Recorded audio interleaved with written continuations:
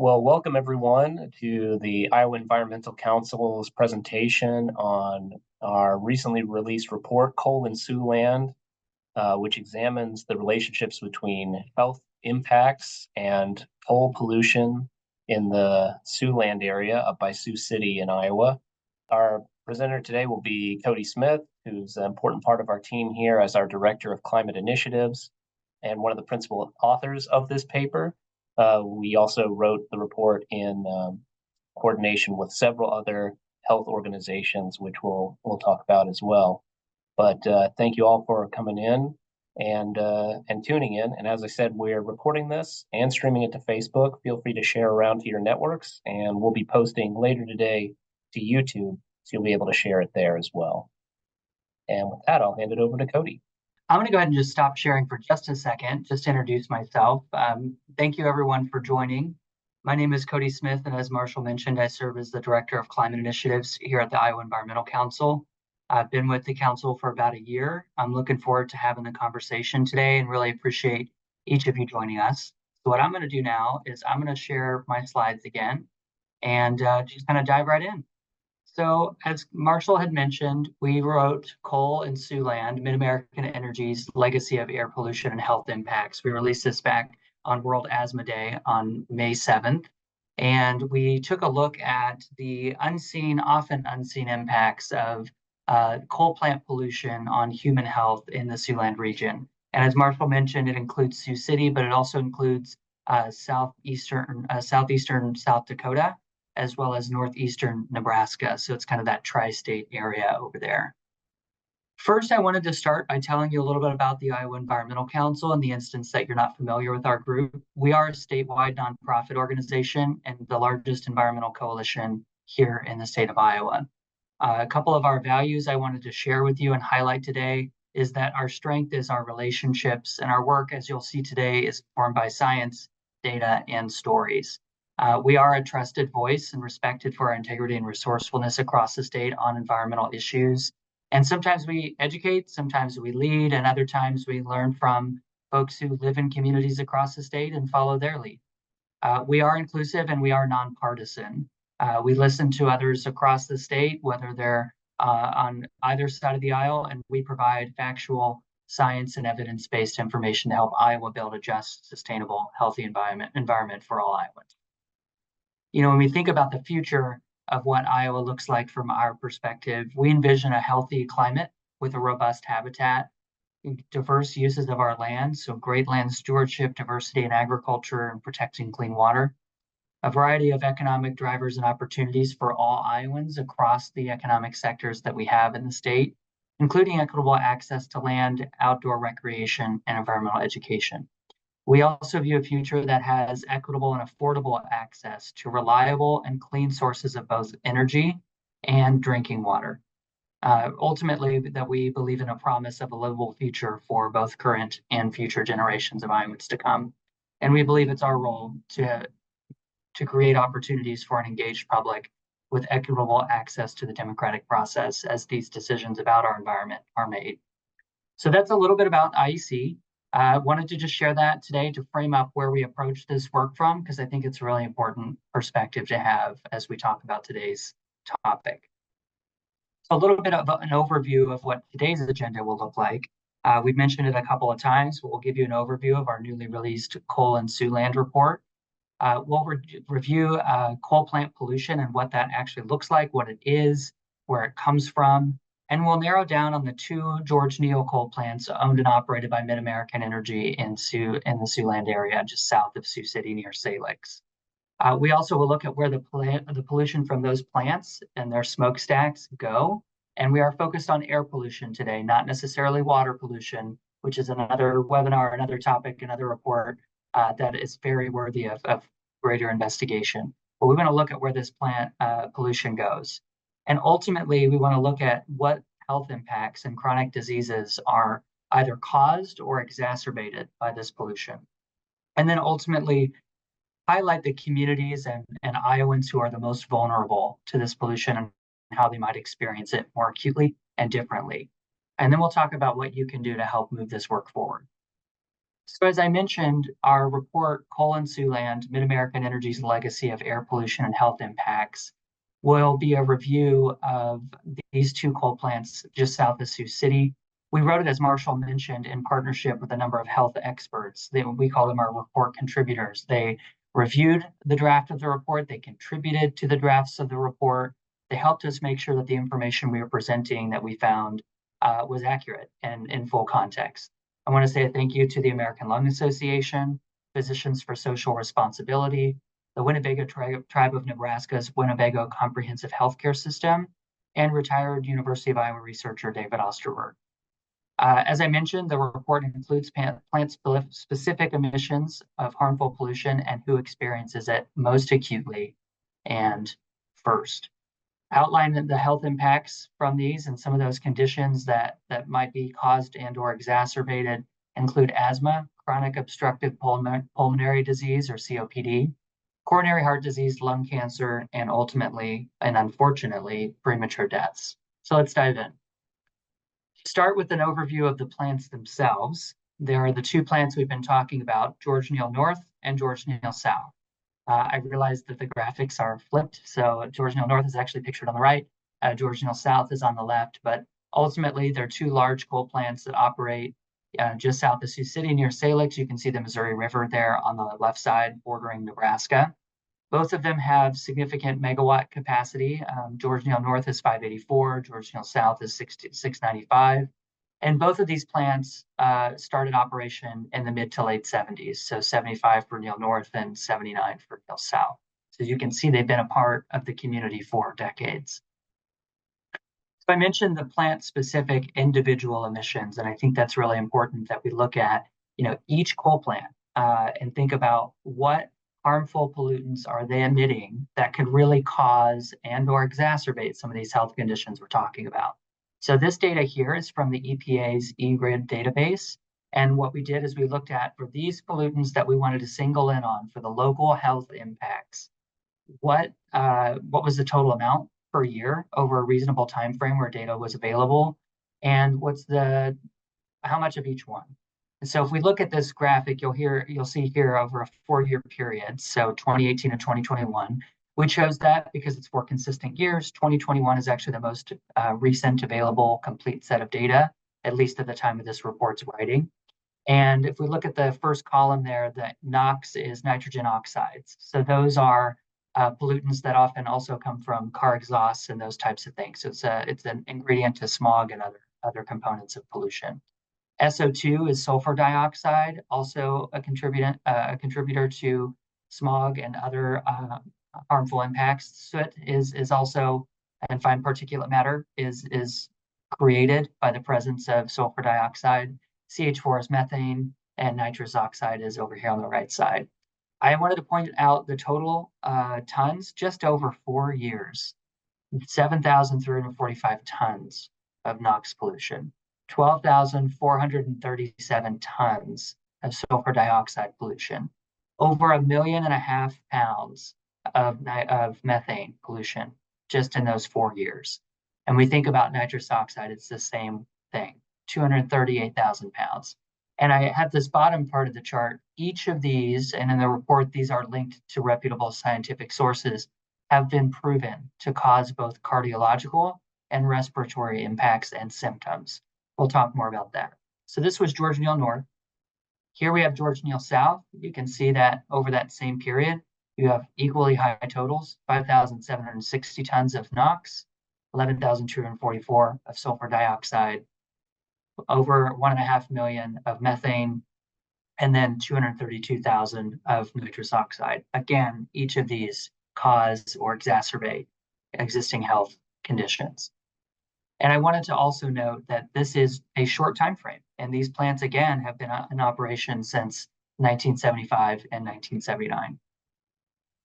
So I mentioned we're going to look at where this pollution goes. What you're looking at here is what's called a windrose. So this is taking the wind direction and speed over time. This chart in particular shows during that same 4-year period, 2018 to 2021. Where did the wind go, and where was it blowing the most quickly and most often?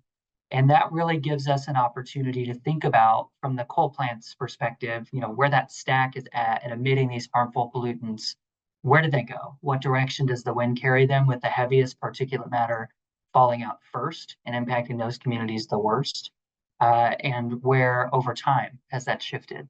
So this lines up with that. And I pulled out some of the most impacted communities over here on the right, the left side here.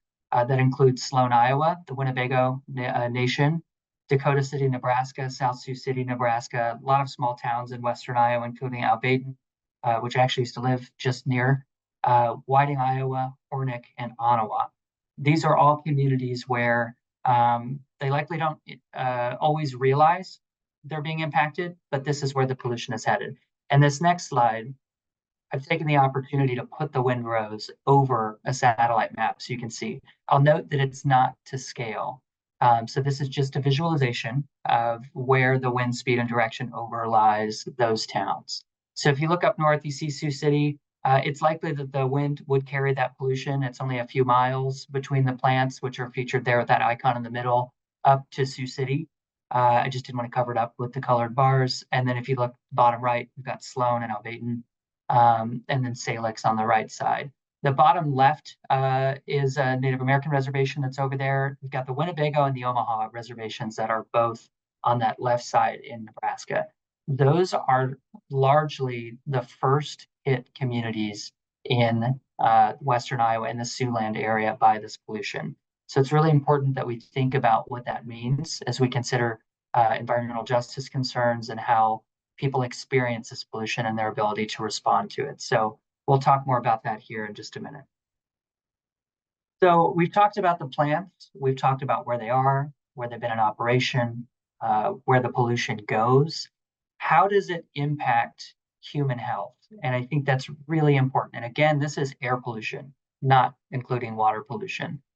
If we look over on the left side here, we see some of these negative health outcomes. Each of these chronic diseases are proven to be linked to particulate matter pollution from coal plants, as well as these other pollutants we've reviewed. Those include asthma and asthma attacks, COPD, as we mentioned, coronary heart disease and other forms of heart disease, lung cancer, and ultimately premature deaths. So taking years off of a person's life as a result of pollution.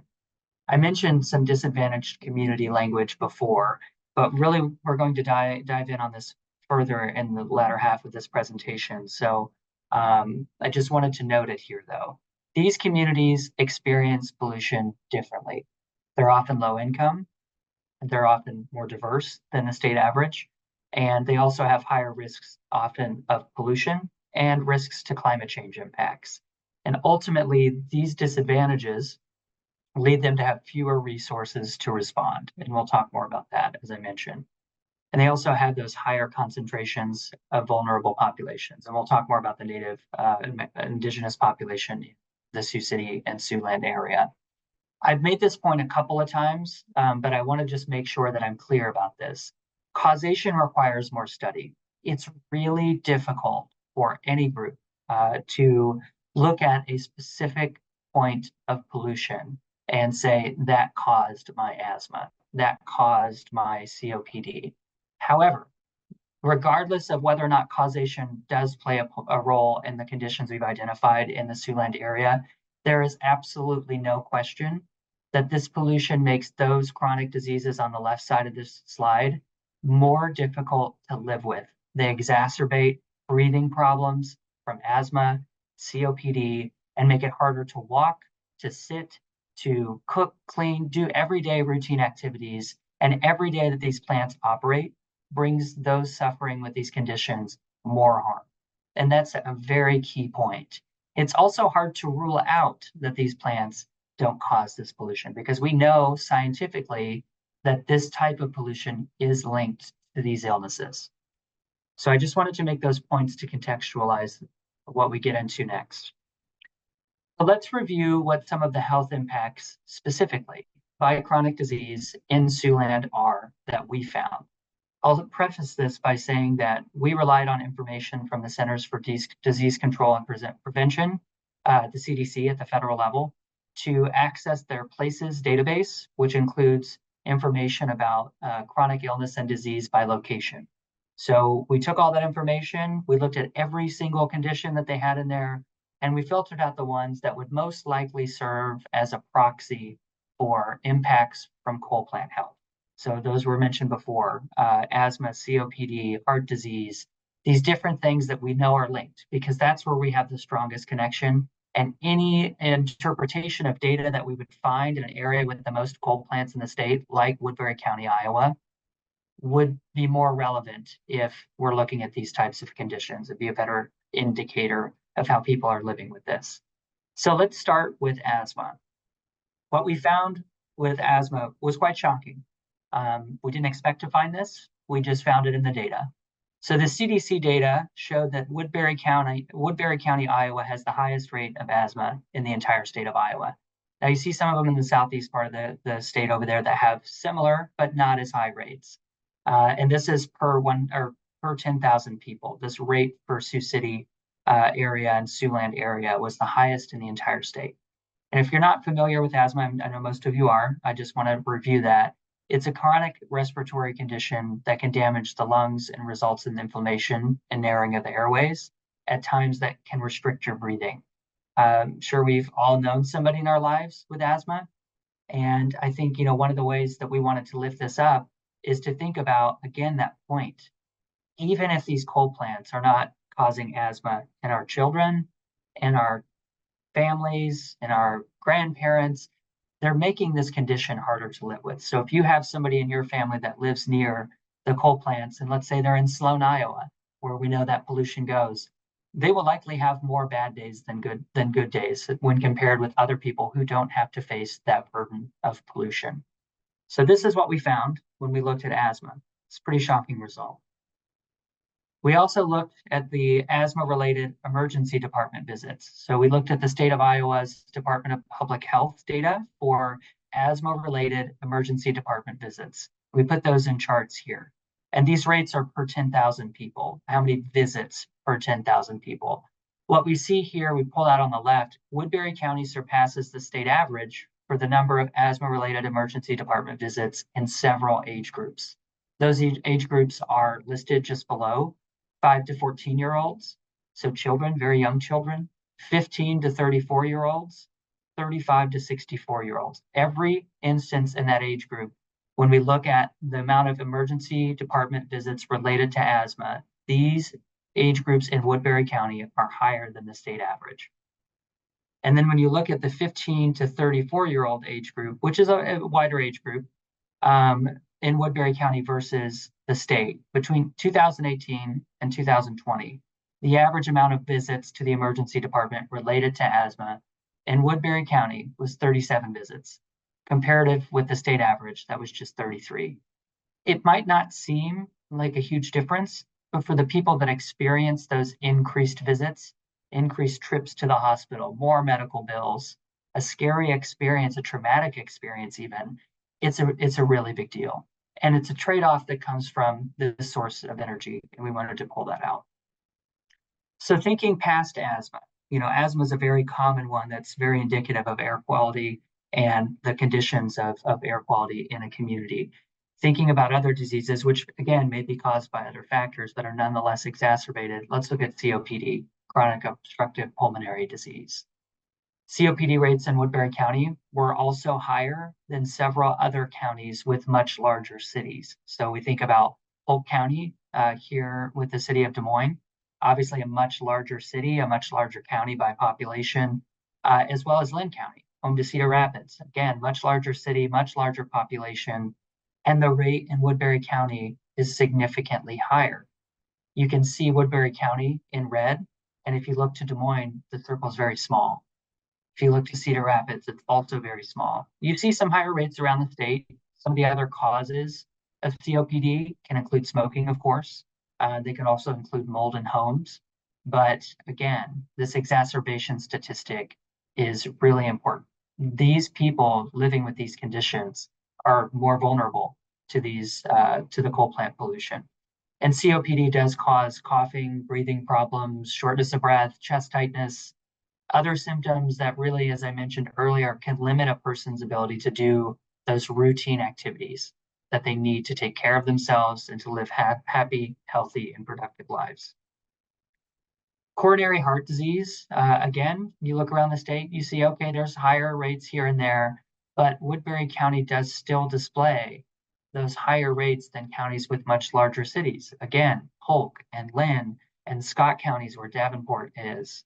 Research does also show that short and long-term exposure to this particulate pollution, again, caused by sulfur dioxide and these other pollutants coming together to form it, are both linked to increased risk of heart attacks and other forms of heart disease. Now, I wish we had a little bit more on the hospitalization data here, so we could look at it across the board like we did with asthma. That's something we're interested in continuing to look at. But again, serious health concerns, and those living with these conditions are having to grapple with this pollution every day.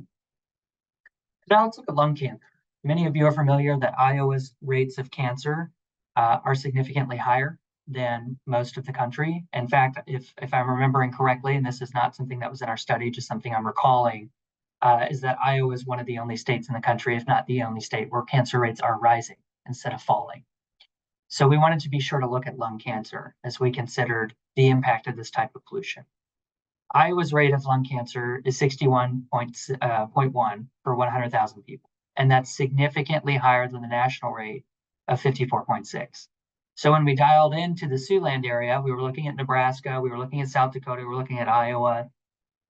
We found that Union County, South Dakota, which is that county right there in the Siouxland area, has the 12th highest rate of lung cancer in South Dakota at 63.6 per 100,000 people out of the 66 counties in the state, which is significantly higher than the state average for South Dakota of 55.9. I mean, it's nearly 10 points higher. So this is something that's important for us to think about. Even if, again, the coal plants don't cause this pollution, this is an environmental justice issue. These people are living with these conditions, and we have to think about what this type of energy and this pollution can do to somebody's quality of life. And this next slide, I think, is a little bit more difficult to talk about because it's sort of thinking about where does all of this lead? What does all of this mean? And for the first time in a long time, we have peer-reviewed studies that show us what this all leads to. So I'll just skip over to this one. We're talking about premature deaths from these two coal plants. A recent study that was conducted and funded, it was not conducted by, but funded by the National Institutes of Health. It is a peer-reviewed study in the journal Science. And it found that between 1999 and 2020, nationwide in the United States, coal plants contributed to 460,000 premature deaths. In Iowa alone, in that 1999 to 2020, it contributed to 5,800 total early deaths. 3,700 of those are coming from, specifically attributed to, plants owned and operated by MidAmerican Energy that are still operating today. That includes these George Neal North and South plants, as well as other plants like Ottumwa or Walter Scott, Energy Center in Council Bluffs. So we have to think about, this peer-reviewed study, nationwide study, attributed the amount of deaths per plant. And that's what you see here in the middle. George Neal North, we found 790, they found, and we're sharing that here, 790 premature deaths in that roughly 20-year time frame. I mentioned earlier that these plants were built and started in 1975 and 1979. This study is only from 1999 to 2020. And since even in that 20-year time frame we're talking about here, scrubbers have been installed, regulations have changed, the plants are run less. So you can kind of think about how much of an impact over time these plants have had. The CI is the confidence interval also in that study because we want to be accurate. We want to be impartial in this data and share with you what we found. It could be as little with 95% confidence, as little as 720 deaths from George Neal North and up to 870. When we look at George Neal South, they said 610 with a confidence interval of 560 to 670. It's pretty significant. This shows us that the evidence of severe health damage goes far beyond a general association between coal pollution and health. We don't have the information to be able to say this plant caused this case of asthma, but what this study does show is that coal plant pollution and from these two plants are directly deteriorating the health of residents in Siouxland and the surrounding states. And that's something we should all keep in mind as we think about what the future looks like for Siouxland. I want to just note here just a little bit of the human component too. It's easy to get lost in these numbers. I know this being so deep in this report for months. These are real years taken off a person's life. These are mothers, fathers, grandfathers, everybody in your family that you can think of. And they're leaders, they're community leaders, they're workers, maybe they're laborers at plants, I don't know.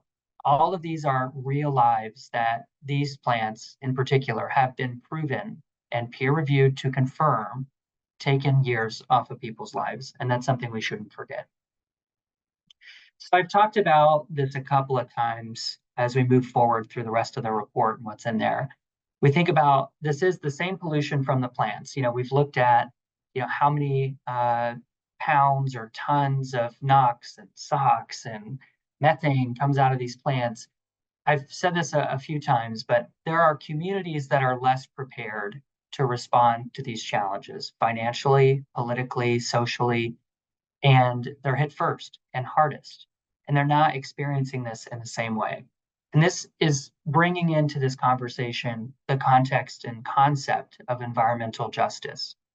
What that means is it's essentially the equal representation of all people, race, regardless of race, gender, sexual orientation, ethnicity, all of the different things that can be used to other somebody, regardless of all of that. They have meaningful involvement and influence in the decision-making process around environmental laws, regulations, and policies. That's the EPA definition. But sometimes that can be pretty abstract. So what I want to do here is think about how do we communicate about this concept in a way that makes sense? And sometimes it's easier to start with what looks like environmental injustice. So the opposite of what we're striving for.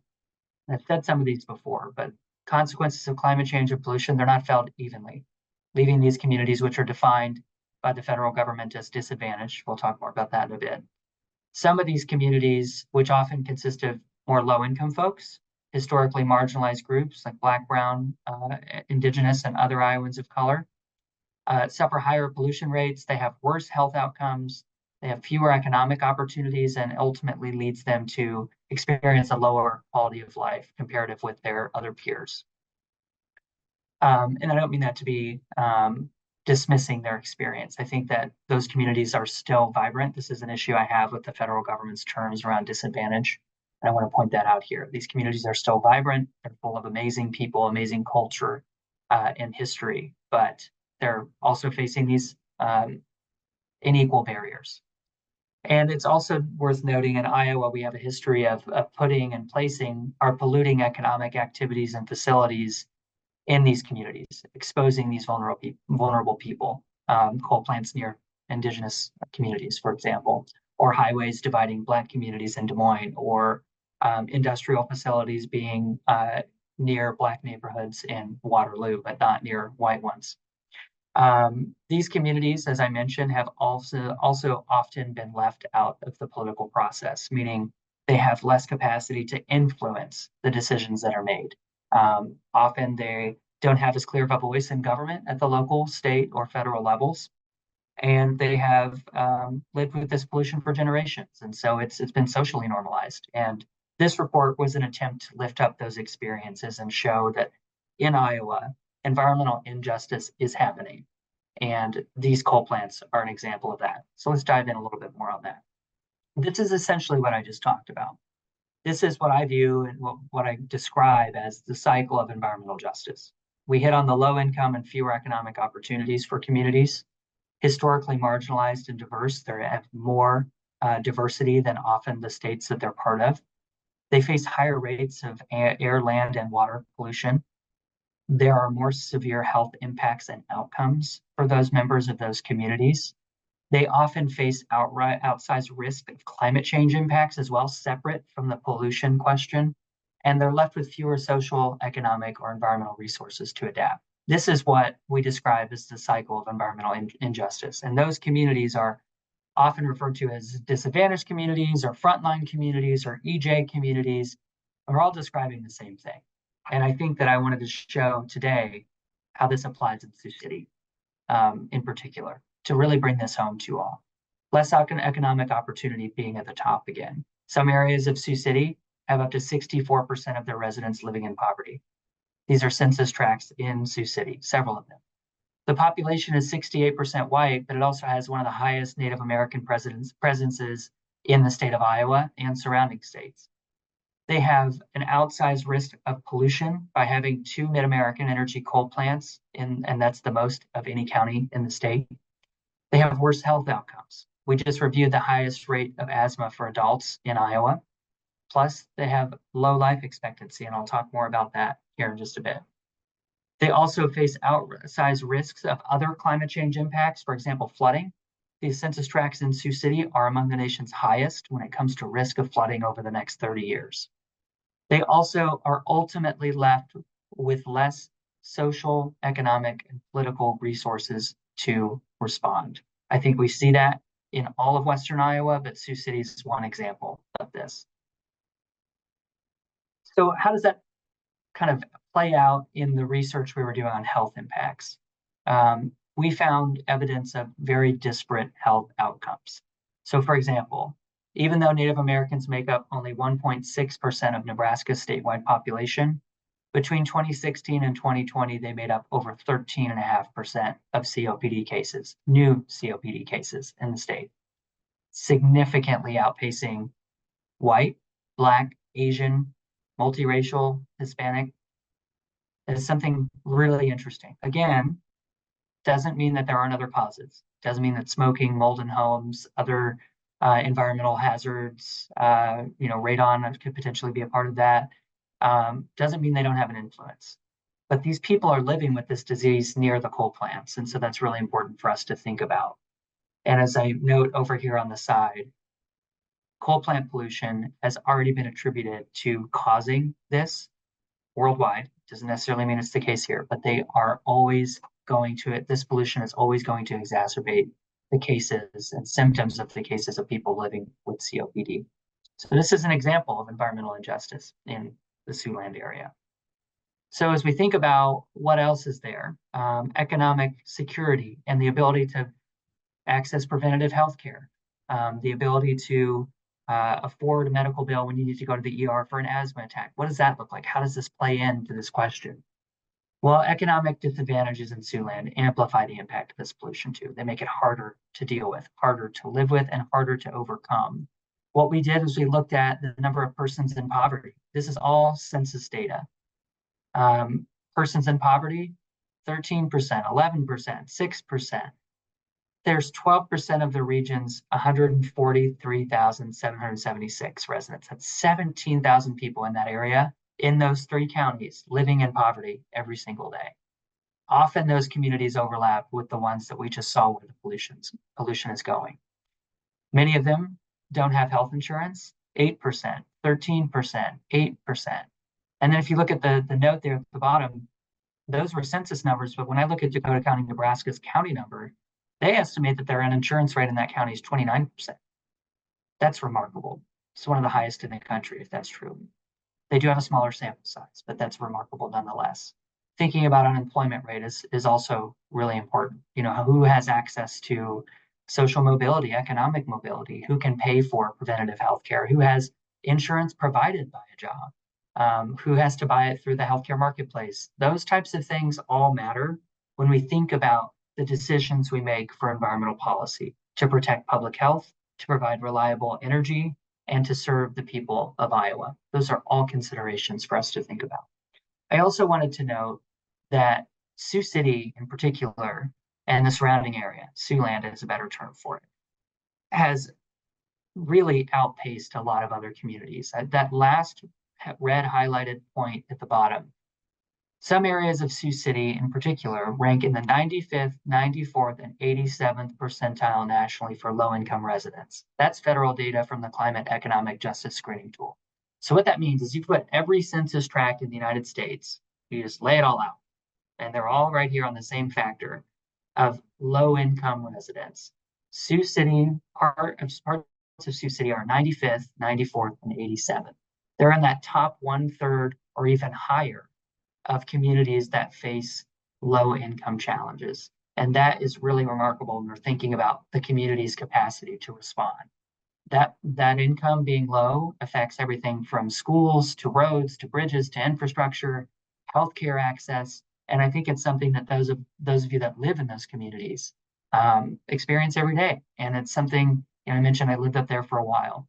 It's something I saw and experienced during that time. And I think it's really important that we paint that holistic picture here to be able to show folks what this actually means. And to illustrate this point a little bit further, I wanted to show which areas of Siouxland the federal government defines as disadvantaged communities. When we say disadvantaged, we've talked about our definitions, but the federal definition is that it must meet these two requirements. It's at or above the threshold for one or more environmental, climate, or other burden, such as the energy burden, which is the cost of your energy every month or every year, as a share of your income. So it's about, if it's over 6%, you start to get kind of up and up and up. That's something that Sioux City has a lot of high burden of. It also has a lot of high flood risk. So it must meet that first one, environmental, climate risk. And then it also has to be at or above the threshold for socioeconomic challenges, such as people living in poverty, which we just reviewed. So with both of those two criteria met, all of these light blue areas in Sioux City, South Sioux City, Dakota City, all the way down to the bottom there, those are all classified by the federal government as disadvantaged communities. So we see in the data what we see in our experiences living in those communities and working in those communities.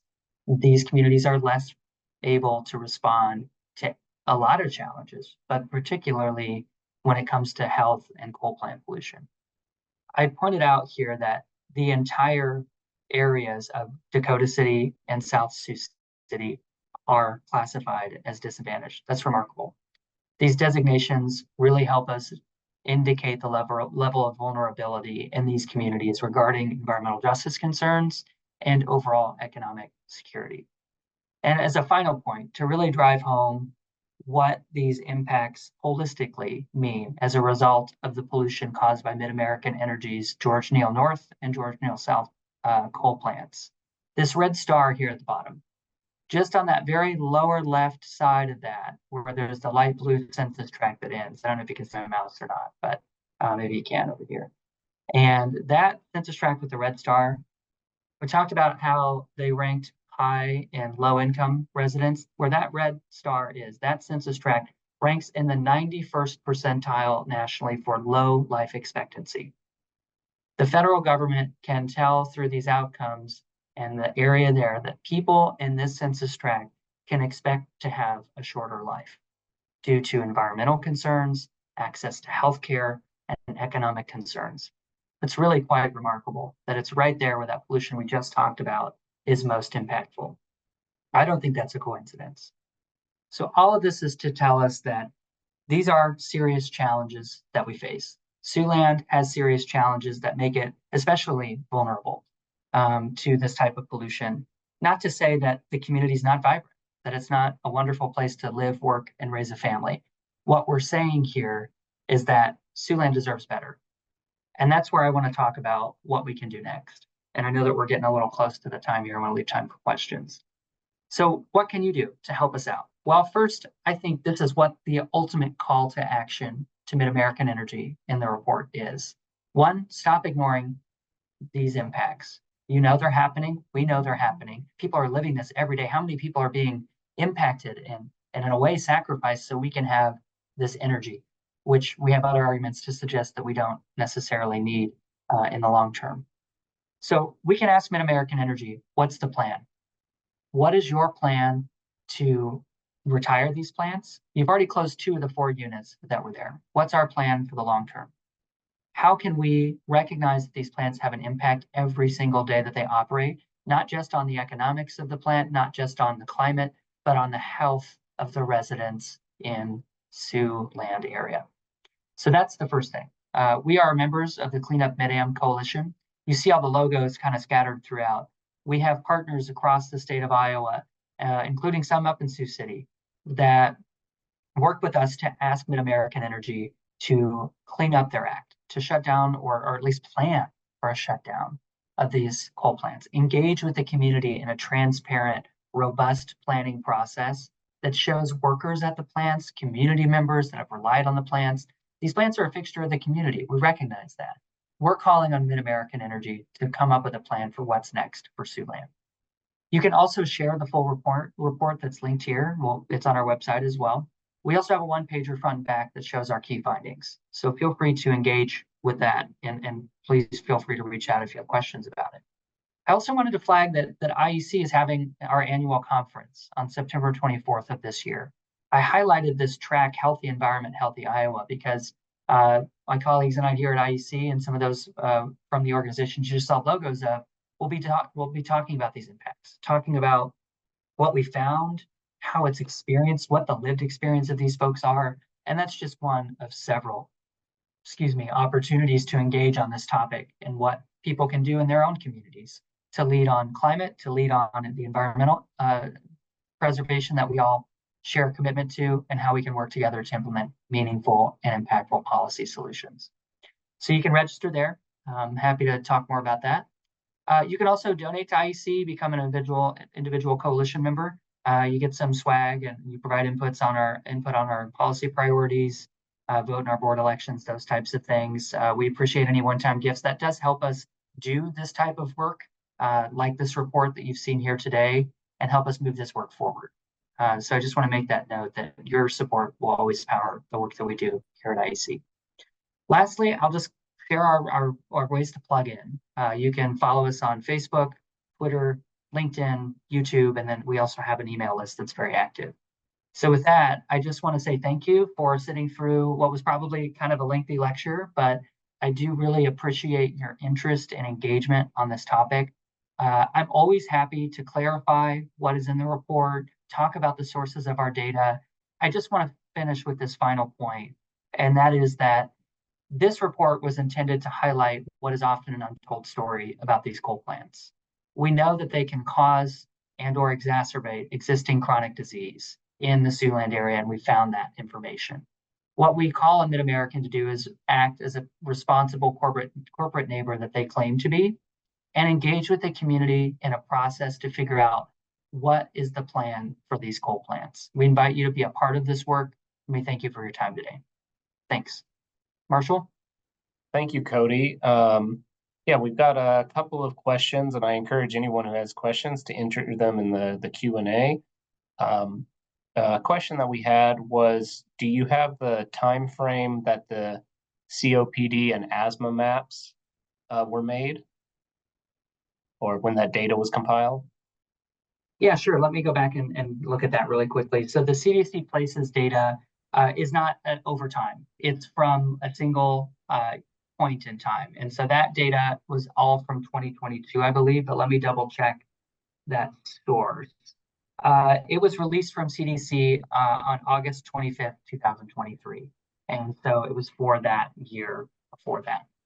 You know, we also have one of our coalition members from Clean Up Mid-Am, Karine Stein of Moms Clean Air Force, and she would like to speak up with some comments to reinforce this presentation. Karine, let me give you, here we go. I think you should be able to speak now. All right, thank you very much. Can you hear me? Yes, we can. Okay.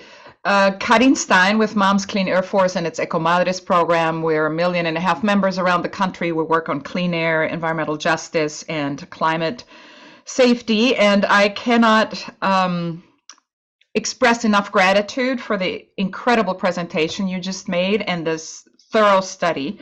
And I'd like to, as a coalition member, add a couple of items that relate specifically to children's health.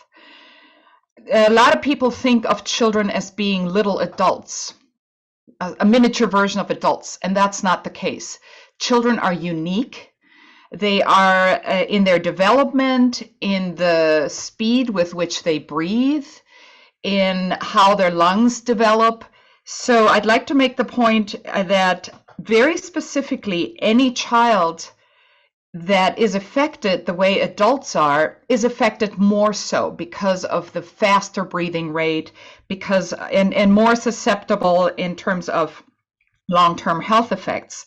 And this starts in utero. This doesn't just start when the baby is born. The health effects of cold pollution start before, while still in the mother's womb. And that has to do with, for example, particle pollution contained in coal ash. Particle pollution is 30 times narrower, smaller than the diameter of a hair, a human hair, and it enters the bloodstream of the mother, and it enters it goes through the uterine walls. And so children exposed to particle pollution, and coal plants are famous for this, are exposed to things that affect their lungs and hearts and brains before they're born. And the third and last point I'd like to make is we work primarily on air pollution, and this presentation was primarily on air pollution. But there's one other thing, and that is what happens to the mercury. Once it leaves the plant and it hits the water, it concentrates in fatty tissue of anything that consumes that water. So it starts with the fish, and then that fish gets eaten by humans. If that human is an expectant person, then the fetus in that person eating the fish will end up with mercury at much higher concentrations in the brain.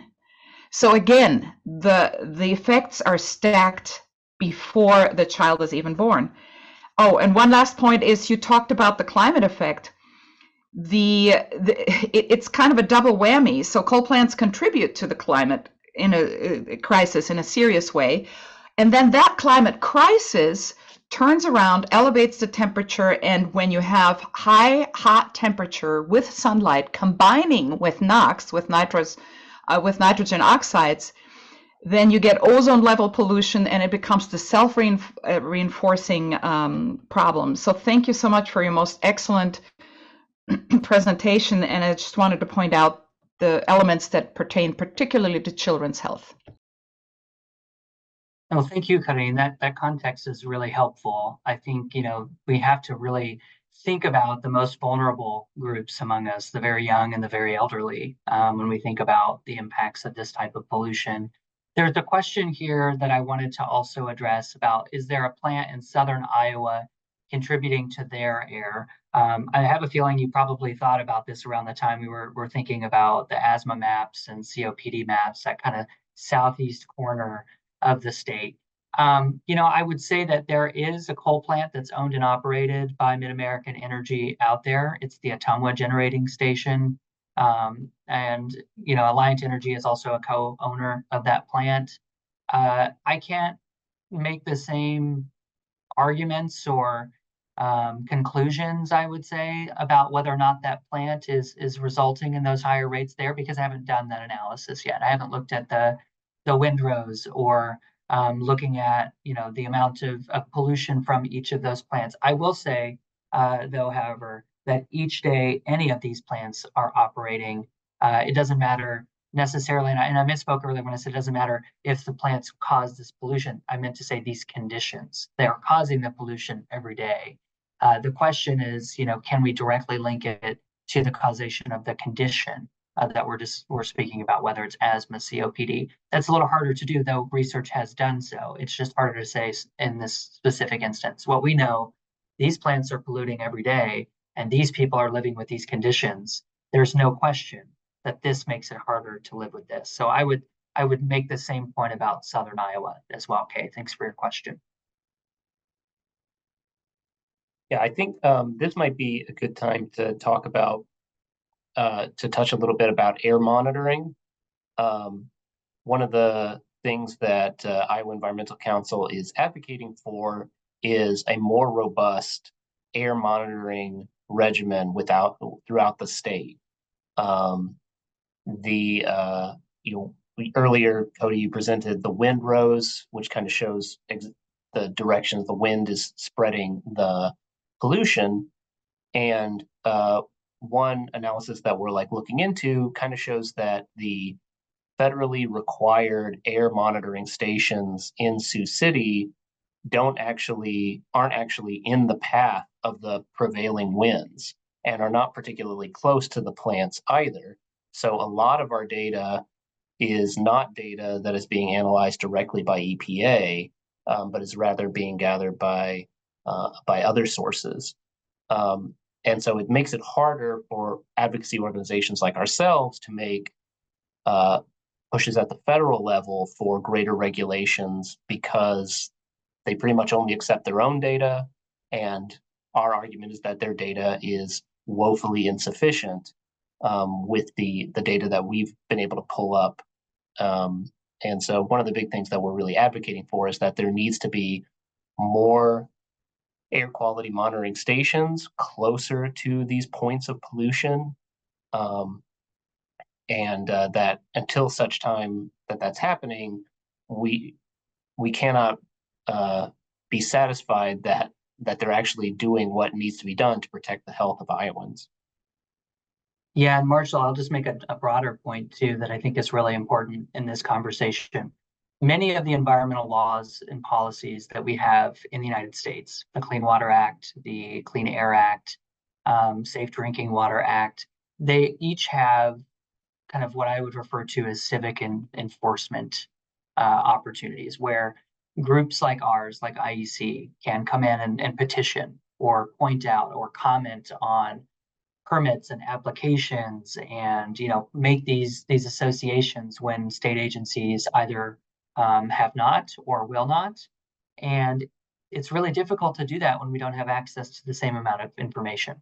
And it's also really difficult, to Marshall's point, if we have, for example, an air monitoring station in Sioux City that is northeast of the plants, which is where it is, and that doesn't capture any of the pollution coming out, as we saw in the windrows analysis from the plant. It makes it really difficult to say, there's actually a lot of pollution here. We're actually thinking about how much more these communities are impacted, but we can't prove it because the monitor's not there, right? So what we have is this health information. We look at asthma, we look at COPD, we think about these conditions that can be caused by this pollution, and we make the point that way, which is exactly what was done in those air monitoring comments. So it really does beg the question of what the incentives are for the company, for the state, and what available information there is for us to be able to encourage better enforcement. So I'll just say that as well. And I guess, I just saw another question, but let's see.